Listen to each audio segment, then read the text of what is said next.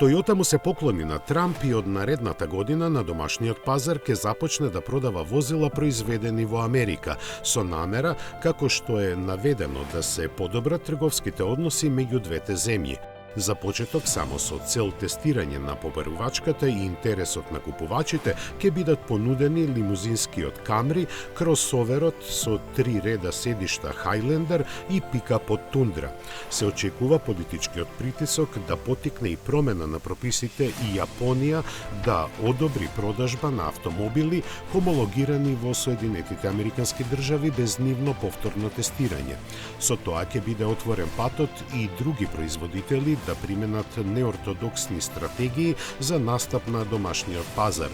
Најчесто се споменува Honda и Nissan.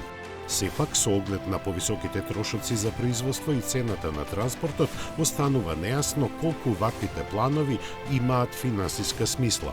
Дополнително, од американски извори се дознава и дека администрацијата на Трамп инсистирала продажните мрежи на домашните производители во Јапонија да бидат отворени и за американските марки.